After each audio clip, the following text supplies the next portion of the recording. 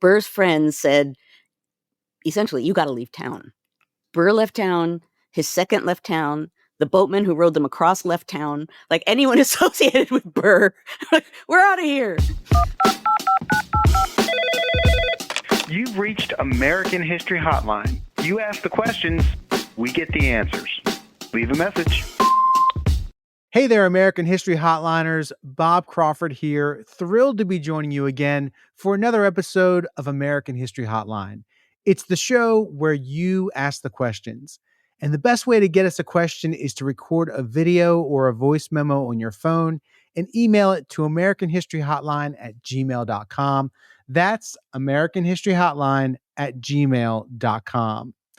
Okay, today's question comes from Ellen in Connecticut. She asks, what happened to Aaron Burr after the duel with Alexander Hamilton? Was he tried for murder? Ellen, this is a great question, and I found the perfect guest to answer it. Joining me now is Joanne Freeman, a professor of history and American studies at Yale. She's also the author of many books, including one of my favorites, The Field of Blood, Violence in Congress and the Road to Civil War. She's also edited the book, The Essential Hamilton, Letters and Other Writings. Joanne, it is such a pleasure to have you today. I am so happy to be able to be here. We're so glad that you're here with us. Okay, before we get to the aftermath of the Hamilton-Burr duel, I want to talk a little bit about honor culture in the early republic.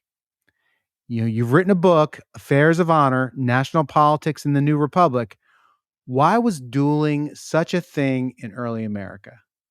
This is the question. Why was dueling such a thing? Because it makes no sense if you think about it, right? So I insult you, and your response is to invite me to a field so we can shoot at each other. And this does not resolve the insult. But the idea was, and not every insult deserved a duel. There were some, if I call you a liar or a coward, then I know that probably bad things will happen. But the idea of dueling wasn't so much, and this will be counterintuitive, wasn't so much the shooting as being willing to stand up and be shot at to defend your reputation. So personal reputation, particularly for a gentleman in this time period, and really particularly for a political person in this time period, reputation was everything. Reputation was a possession. And in a period when you don't really have political parties for a while, early America, you're voted in or seen as a leader because of your reputation. So it matters a lot. And so if you're insulted, many men felt compelled to invite the person who insulted them, to a dueling ground. And they would go through, in some ways, it's kind of like the movies. They don't go back to back and then spin. There's one duel I found out where there was the whole spinning thing, and the balls from the guns went all over the place. Didn't work well, but kind of like the movies, you shoot at each other. But the point, as I suggested a moment ago, is to stand there and be willing to die for your honor. And because of that, the vast majority of duels, people don't get killed. The point of a duel is actually not to kill the person you're shooting at, which I realize doesn't entirely make sense. Right. But it's about showing yourself to be a leader. So then what was it between Burr and Hamilton? Like, what precipitated their duel? The question. Okay, so they had been colleagues and friends of a sort for a while. They moved in the same circle, and they sometimes practiced defended clients together as lawyers. But Hamilton saw Burr as a real political opportunist, and along those lines, Burr ousted Hamilton's father-in-law from Congress, ran for Congress and ousted Hamilton's father-in-law. As time went on, and it became clear to Hamilton, at least, that Burr didn't really seem to have guiding principles. He seemed to be, sort of spur of the moment kind of guy, which is really helpful in politics, but not particularly trustworthy if you're in an era where everybody has some kind of guiding ideology. Yeah. Hamilton came to really distrust him. And so generally speaking, he was you could count on him to come forward in one way or another to try and get people to not support Burr. Now, this became a big deal in the election of 1800 when we didn't have like the modern day. We don't have separate, like a ticket that has vice president and president on it. You just voted for all the candidates, and whoever gets the most votes wins, and whoever gets the second most votes is vice president. In 1796, that resulted in a Republican, Jeffersonian Republican president and a Federalist vice president. In 1800, the two candidates for the Democratic Republicans tied. And although Aaron Burr was clearly intended to be the vice presidential candidate, his attitude was basically, well, I'm not going to campaign, but if I get elected, I'll take the presidency. And he almost saw it like an insult, right? How dare you say that I am not worthy of the presidency if I should get enough votes? For obvious reasons, this did not thrill Thomas Jefferson, who becomes president. So Burr is the vice president for Jefferson's first term. He's ousted after that. So now, and I should say, Hamilton did not turn that election. I know the Hamilton musical suggests it was all Hamilton. He tried. He tried really hard. It's not a lot of evidence that people really listened to him, because by that point, he was trouble himself. But at any rate, Burr goes back to New York, because now he's like, okay, I think the national stage is not working so well for me. Go back to New York and I'll run for office there. So he runs for governor. And guess who appears out of the shadows to prevent him from becoming governor? Alexander Hamilton, who once again, there he is saying, no, don't vote for this guy. And in this case, Hamilton was speaking, as he did, so freely and easily about negative things about Aaron Burr that some of it made a newspaper. And one of Burr's supporters handed that newspaper, that clipping, to Burr. And there's actually a pamphlet by one of Burr's supporters. And his logic for handing this over was, he said, I follow Burr. He's a leader. I'm behind him. But if the guy can't win any office, why are we following him? So the idea was he's going to have to do something to prove himself. And if he doesn't, he might not really be a political leader after this point. So now Burr's lost that election. He's off the national stage, and he has in his hand a newspaper in which Hamilton is insulting him. So that ends up leading to the duel. I don't want to get bogged down in this, but is this why we have the 12th Amendment? Is this because of what happened with Burr and Jefferson? Yeah, ultimately, yes. It precipitates that. Ultimately, yes. So after the 1800 election, they realized that the whole presidential election thing was a little scary. I mean, the response of national politicians was, wow, we didn't really rethink that one, because the whole nation divided between political ideology and then between two people, and that was really bad. Maybe we shouldn't do that again. And they were trying to come up with other ways to elect presidents. So yeah, ultimately, that's where you get the amendment from. The two, Burr and Hamilton, decide to meet on the Field of Honor. Yes, indeed. Which is in Weehawken, New Jersey. And what happens? What happens? Take us there. Ooh, on the spot. You are there. So it's unclear, even now, whether Hamilton did or didn't shoot at Aaron Burr. They were positioned facing each other. Their seconds loaded their dueling pistols. The command was given 1, 2, 3, present. And in the end, Burr was not struck.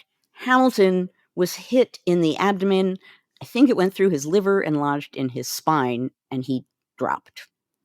Now, before the duel, and the Hamilton musical makes it more interesting and more complicated to talk about this, because everybody knows some basic facts. His son had fought a duel 3 years earlier, Philip, and Hamilton had told his son a good Christian doesn't shoot at another man in this way. And so based on that, and based on the fact that Hamilton told his friends he was not going to shoot at Burr, he actually said, I am not going to shoot at him the first time, but if Burr says honor isn't satisfied, if there's a second round of shots, then everything's off the table. But at any rate, he was telling people he wasn't going to shoot at Burr. And some of Hamilton's friends left town because they thought, this is just going to be bad. Like, whatever happens, and it's probably not going to be good for Hamilton. So they decide to displace themselves. And indeed, Hamilton is fatally wounded. He dies the next day. Again, as I said, it's not clear whether he actually did or didn't shoot the gun. Supposedly, when he was being rowed back across the river to Manhattan from Weehawken, New Jersey, he glanced at the gun and said, be careful of that, it might go off.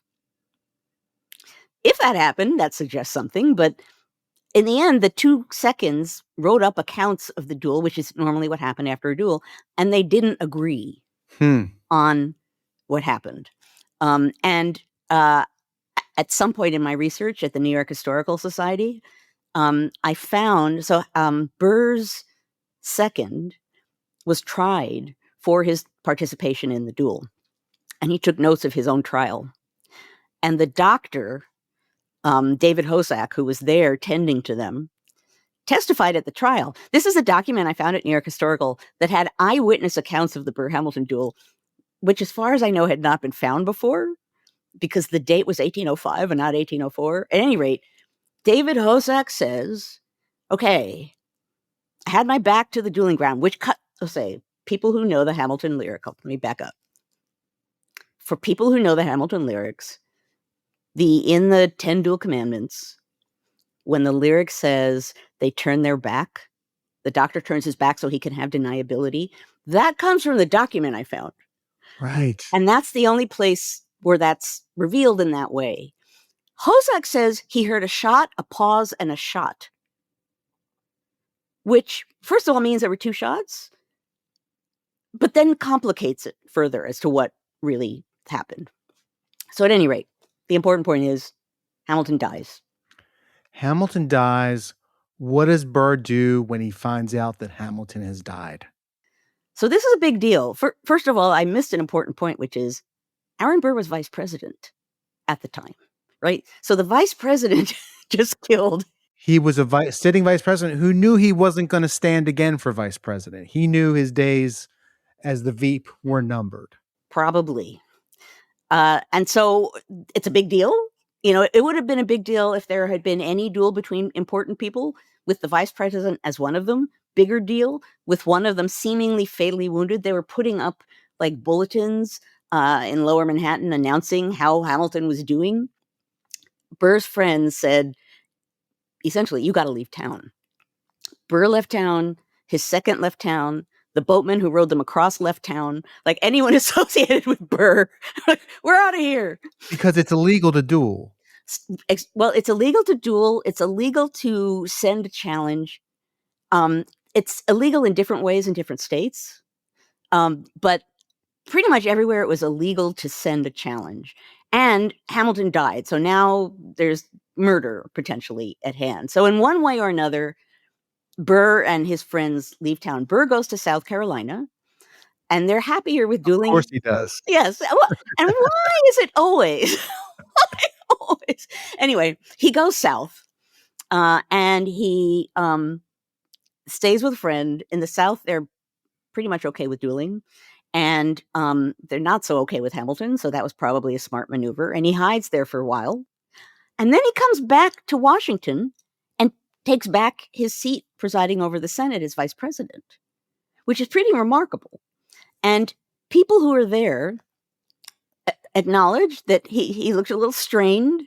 His facial expression, he looked a little strained, but supposedly Jeffersonian Republicans came up and shook his hand to show that he was A-okay, particularly because he'd killed off this important Federalist, right? So obviously Federalists were outraged, and others noticed and weren't outraged. How did the Southern press handle it? Like, because I remember reading accounts of Charles Sumner's caning, in the Senate at the hands of a South Carolinian congressman.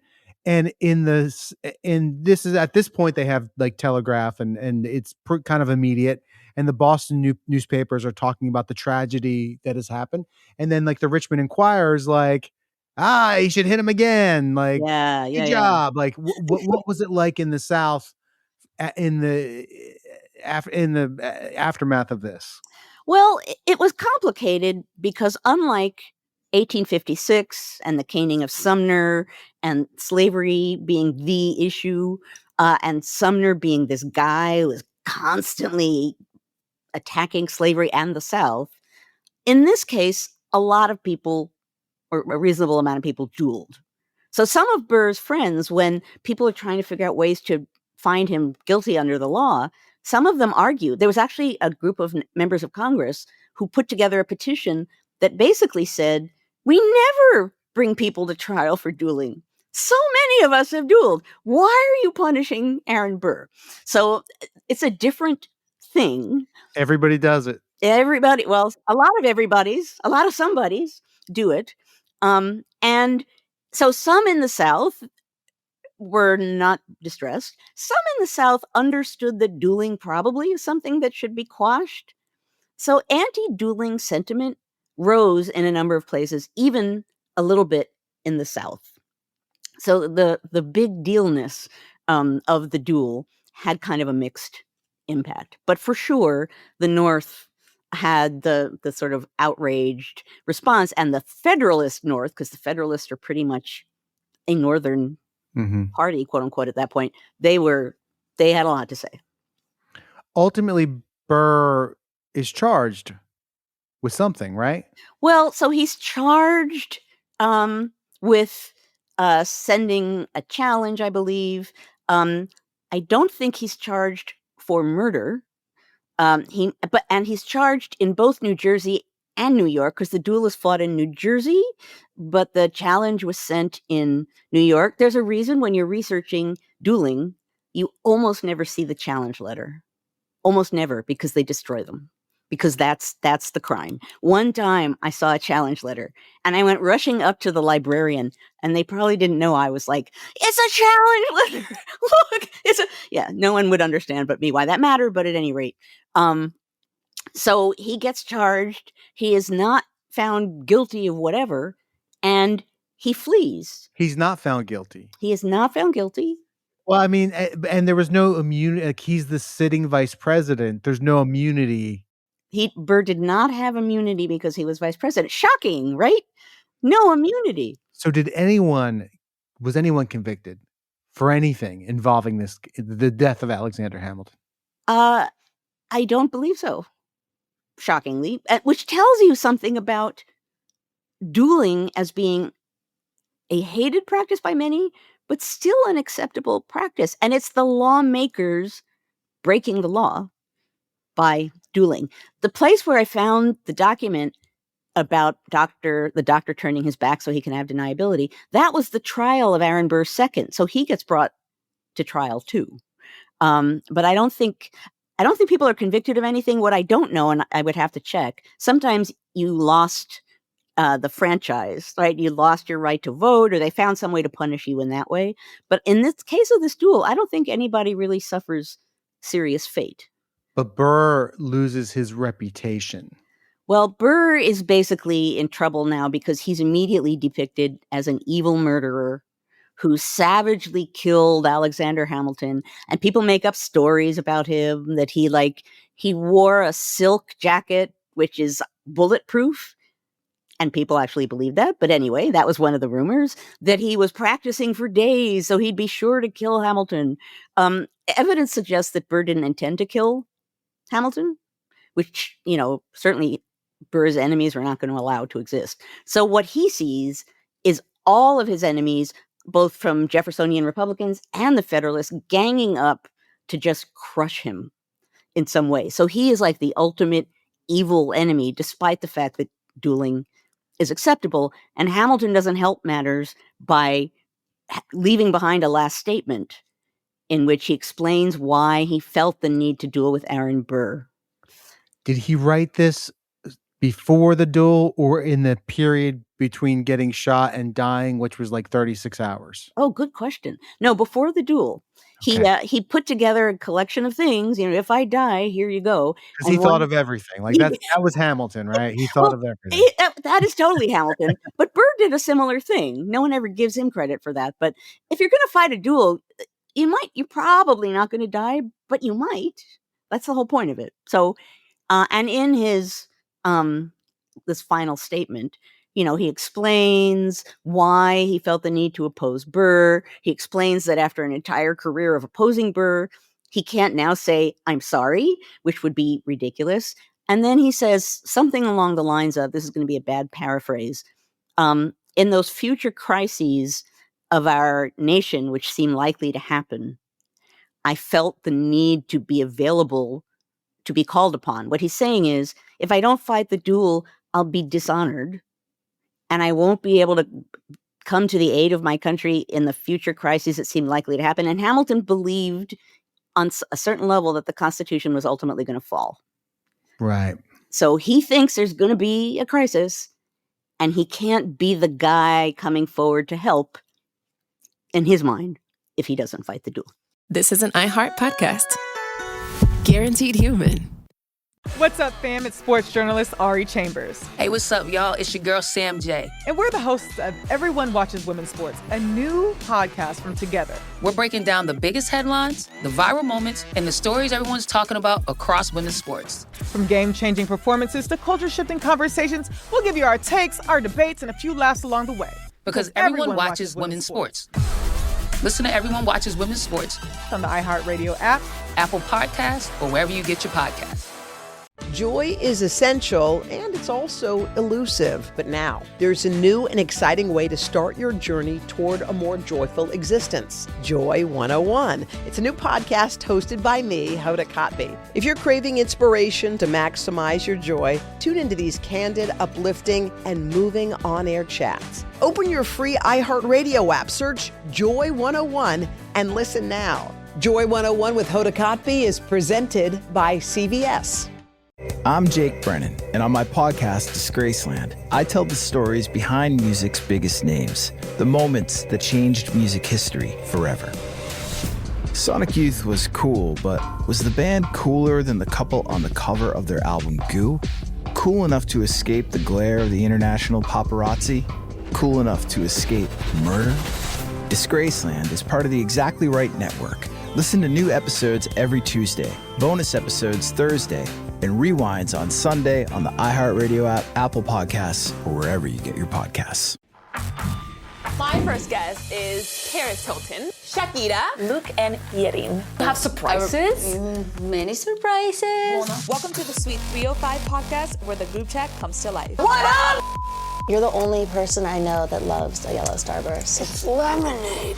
This is Sweet 305. Here, oversharing is encouraged. Listen to Sweet 305 with Lele Pons on the iHeartRadio app, Apple Podcast, or wherever you get your podcasts. Hey everyone, it's the Jonas Brothers. This week on the podcast, Hey Jonas, we're hanging out with Michael Bublé. After Kevin's recent interesting confession about Michael, we figured there's only one thing to do. We must invite Michael Bublé on the podcast, and we want to know what's on his Sexy Time playlist. I did an interview, and they're like, have you heard about this Jonas Brothers thing? And they were like, what did you think of it? And I was like, well, I mean, it's reciprocal. We talk about Kevin's confession, Michael's reaction, and a whole lot more. Our conversation with Michael Bublé is out now. Listen to Hey Jonas on the iHeartRadio app, Apple Podcasts, or wherever you get your podcasts. This is American History Hotline. I'm your host, Bob Crawford. Today, my guest is Joanne Freeman, a professor of history and American studies at Yale. She's also the author of many books, including one of my favorites, The Field of Blood, Violence in Congress and the Road to Civil War. She's also edited the book, The Essential Hamilton, Letters and Other Writings. We're talking about what happened to Aaron Burr after he killed Alexander Hamilton in a duel. Remember, if you have any burning questions about history, record yourself using the voice memo app on your phone and email it to americanhistoryhotline@gmail.com. That's americanhistoryhotline@gmail.com. Now back to the show. So Burr finishes his term as VP. He beats the murder rap. Yes. What does he do next? So what does he do after the duel? Now he has a problem. He already, the national stage is off limits to him. He tried to run for governor, and Hamilton prevented that. So state politics don't seem like they're good. So now he decides the West. National stage, not so good. State politics, not so good. But the West. I could do something in the West. I could earn glory in the West. It's not entirely clear ultimately what he thinks he's doing in the West, but he very clearly heads west, organizes some kind of expedition with young men who were impressed with him, sort of trailing after him. He talked with the British minister. He suggests maybe he can break off part of the West. And are we talking about Texas? Or are we talking about, or what would become the state of Texas? What would become the state of Texas, parts of Louisiana, part of the Louisiana Purchase, which is, new.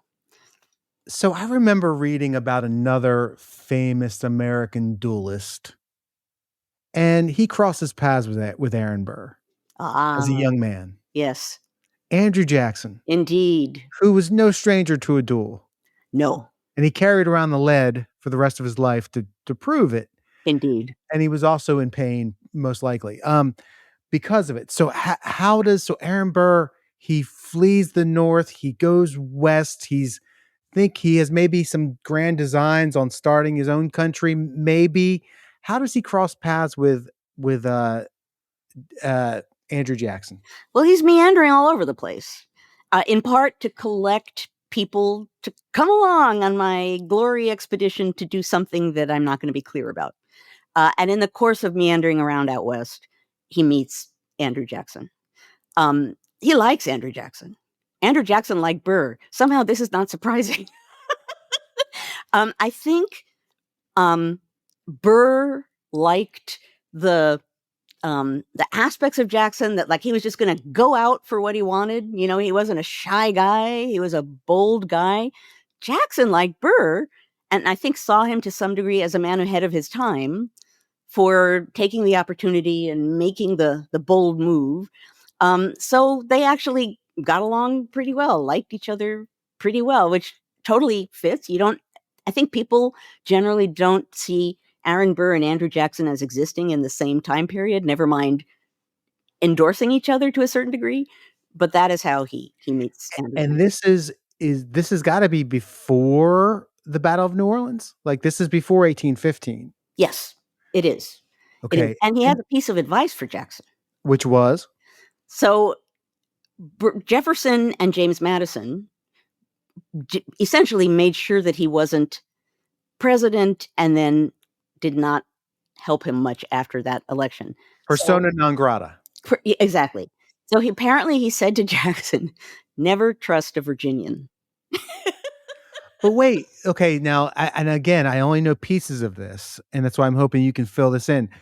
Monroe was kind of friendly with Burr, right?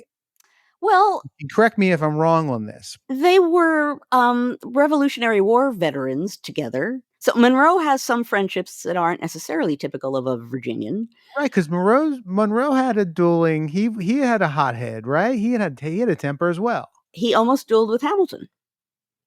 There's an amazing account. I don't remember if it's in my Essential Hamilton, but the other Hamilton writings book that's bigger has the document in there. Hamilton thinks that Monroe leaked news of the Reynolds pamphlet, and Reynolds is the affair. Maria Reynolds is who he had an affair with, and later, and the people who discovered it, the Jeffersonian Republicans who discovered it, all promised not to say anything about it, and then lo and behold, it becomes news, and Hamilton goes to the three men who came to him and said, "Are you messing with money, or is there something else?" And Hamilton says, "Something else. I'm committing adultery." The other two people say, "I didn't leak it," and Monroe won't say that. So then Hamilton decides he must be the one who leaks it. So he goes to meet with Monroe and brings with him a second, which means Okay, we're in duel territory, and Monroe has a second there as well. So already we're in a bad place. And one of the seconds transcribed their conversation, which is amazing. If you're talking and trying to understand dueling, what you see in the conversation is Monroe getting chillier and chillier, and Hamilton getting more and more red-faced. So, Hamilton keeps, Monroe keeps interrupting, and Hamilton says, if you let me finish. And Monroe, and every time he says, would you let me finish? Hamilton goes back to the beginning and says, I will start again. So this is not going well. And ultimately, they insult each other. Hamilton says very carefully, if you are saying you didn't leak the Reynolds affair, quote, that as your representation is totally false. He doesn't use the L word, liar, but he accuses Monroe of being a liar. And Monroe says, are you accusing me of being a liar? You are a scoundrel. And that's another dueling word. And essentially, Hamilton says, I'm ready to meet you as a gentleman. And Monroe says, I'm ready to meet you as a gentleman. And they start talking about weapons. Where are your weapons? And the 2 seconds step in and say, whoa, like this should not be happening here. And it's ultimately settled with nobody admitting they did anything wrong. But yes, Monroe had a hot head. Okay, so I've taken us down a rabbit hole, which I love. Personally, I love rabbit holes. I'm like the queen of rabbit holes. I have another one, but we're not going to go down it. Yeah. But so let's get back to Burr. So Burr's in the West. He's making some moves. Whatever happens of these plots, if we want to call them that. Not a lot happens with the plots. He's meandering around with men. He has canoes. They're armed. It's unclear what he's doing. He never openly confesses about what it is he's doing. In the end, what happens is, not a lot happens out West at all. But one of the people who started out helping him, James Wilkinson, who I believe at the time was commander-in-chief of the Army, if I have that correct, leaks. He realizes this isn't going well, and he leaks this, and news gets to President Jefferson. And now Burr is seemingly guilty of what they are saying at the time, treason. He's trying to break off part of the West or seize part of the West and make his own country. Like, pardon me here, but what the hell? Right, and a little foreign interference as well going on. Right. He had talked to a British ambassador. I don't remember if he met with a Spanish ambassador, but he'd been mingling with the Spanish. So yeah, it's whatever's happening. It's not good. So he is beginning to be brought up on charges for what he's doing out West, where he's acquitted again and again. And then he once again gets charged with something that he did ultimately when he was meandering around Virginia. And he's charged with treason and brought to Richmond, Virginia for his trial.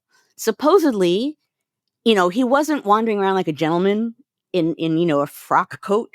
He was, I don't know if he's wearing buckskin, but he's wandering around out there looking, a little rough and ready, not like his normal self. Supposedly, wherever he was caught, they found him, they captured him, they grabbed him, and he looked to people and said, they're coming to take me, someone stand up for me, and nobody did.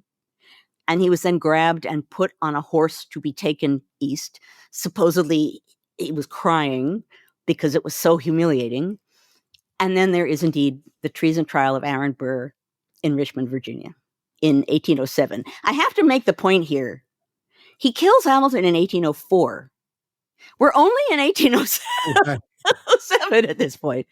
So it seems like he's coming apart is what it seems like. It seems like he has no compass, no North Star at this point. And he's trying to reconstitute his fortunes, and it's just not happening for him. And now he looks like Gary Busey or something being this is what I imagine being captured. Wow. Yeah. I might save that image. I don't think I've used it before. Yeah. So is he convicted of treason? He is not. He is He not. is acquitted. And He what's just remarkable dodges another about this- bullet. But But what's remarkable about this is Thomas Jefferson, as president, talks about the coming trial, hasn't happened yet, and declares Burr guilty before the trial. Sounds like somebody else I know. You mean messing with justice? Yeah. What a shock. So anyway, despite that, and it's a big deal trial. It maybe not quite an O.J. Simpson trial, but a big deal trial. But he's acquitted. But now, national stage, not so good. State politics, not so good. The West, really not so good. So he goes to Europe. He puts himself in exile. In exile. Like, so where in Europe does he go? He mostly hovers in England and France. One of and he befriends some people there and hangs out with them. So he's kind of hanging out with some celebrity figures. My favorite is in 1800, when Hamilton is trying to get people to not support Burr. William Godwin was a political philosopher of the time.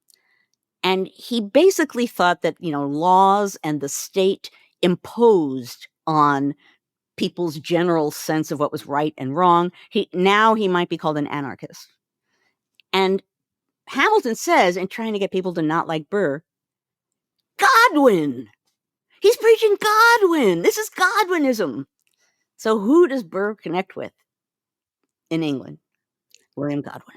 Yeah. And they're friendly and they hang out together. To Burr's credit, he's one in what I've seen so far as a scholar, the only elite political gentleman that I've come across who read Mary Wollstonecraft's writing on the rights of women and wanted to discuss it. And he says at one point, I couldn't find any man willing to talk about that with me. So he's actually intrigued with women's rights. He kind of shows that in his education and the way he treats his daughter, Theodosia. That's to his benefit. Mary Wollstonecraft, by this point, has died, but she was the wife of William Godwin. Aaron Burr is such a tragic figure. He feels like a tragic figure. Right? And he had a great ambition and some major accomplishments. And he was part of this founding generation. He was. Like, he served in the Revolution. And did he go to Princeton? I think wasn't he a classmate? College of New Jersey, yeah. College of New Jersey. But he was plagued by self-imposed bad luck, I guess. I don't know. They say you make your own luck. Do you make your own bad luck? Well, if you are exceedingly ambitious, which Hamilton was too, and you do have that streak of opportunism in you, who you'll make bold moves and do whatever it takes to get what you want, then yeah, you're making your own bad luck. This is what Hamilton says in letter after letter. He has no theory. He has no ideology in the election of 1800. And what some Federalists say to each other is, well, when you're engaging in politics, it's really handy to have a guy who has no theory and no ideology, because he's willing to do anything. So yeah, he basically makes his own bad luck. How should we view Aaron Burr as a person and as a historical figure? Before I get to that, I have to give you the final tragic end. Oh, please. Of Aaron Burr. So he hangs out in Europe for a while and then finally comes back to the United States, goes back to New York, tries to restart his law practice. But he's basically, this is a little extreme, but not quite. He basically. What year is this, would you say? Roughly. 1817, maybe. Tries to start his law practice back up. And he basically becomes a tourist attraction, meaning people show up at his law office to look through the windows and say that they saw Aaron Burr.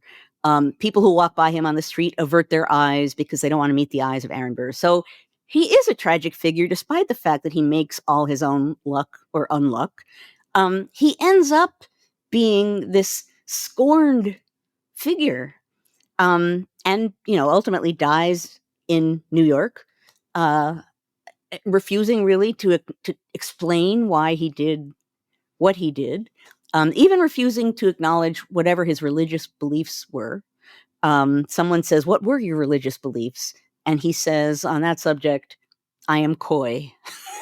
Doesn't have an explanation, and dies in 1836. So the original question, I know it's pretty long way after the founding period. He outlives or almost outlives Madison, right? He does outlive them. Yeah.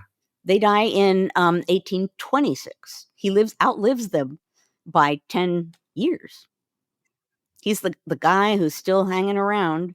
But that's, in a way, when your question about how should we think about him or what should this tell us, he becomes this symbol of the founding who is out of time, who no longer fits, really, who represents some aspects of the founding, I suppose you could say, that are, if not admirable, then notable. He is part of the founding. He fought in the Revolution. He was vice president of the United States.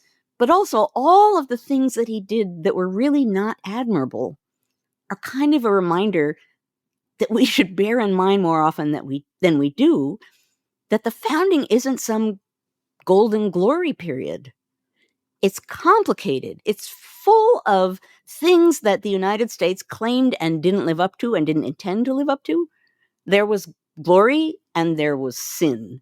And in a way, Aaron Burr lingering on some kind of stage like that can be a reminder of that. Most people don't know what happened to him, which is why that was such a good question.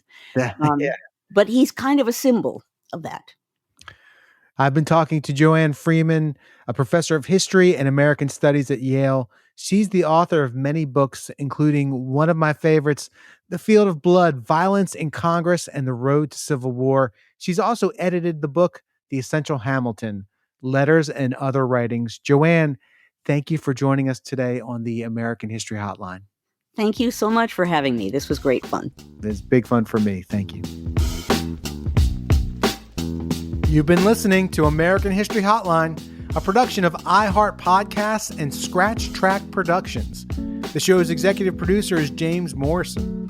Our executive producers from iHeart are Jordan Runtall and Jason English. Original music composed by me, Bob Crawford. Please keep in touch. Our email is americanhistoryhotline@gmail.com. If you like the show, please tell your friends and leave us a review in Apple Podcasts. I'm your host, Bob Crawford. Feel free to hit me up on social media to ask a history question or to let me know what you think of the show. You can find me at Bob Crawford Base. Thanks so much for listening. See you next week.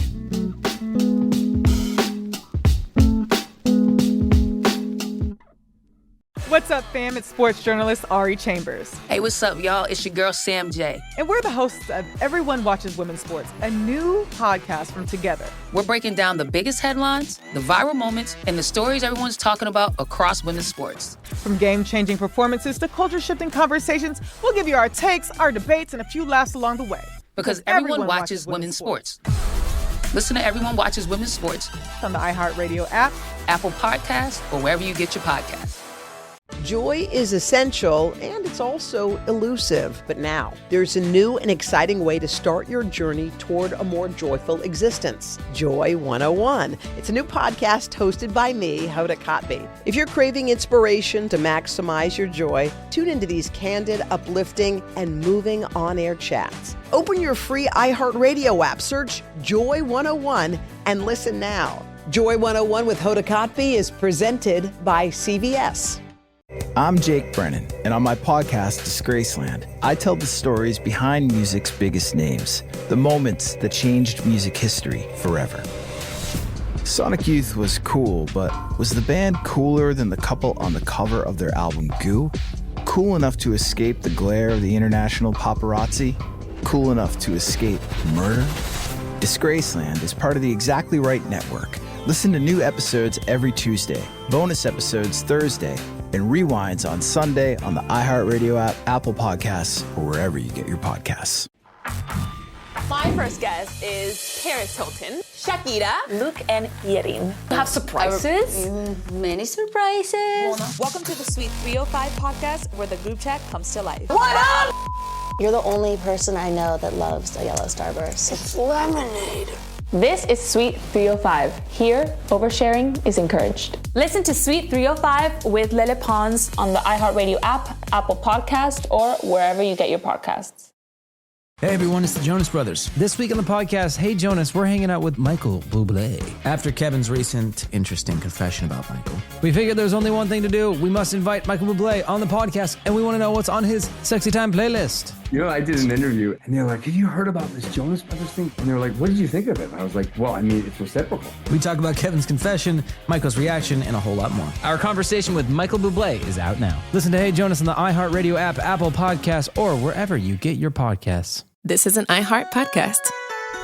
Guaranteed human.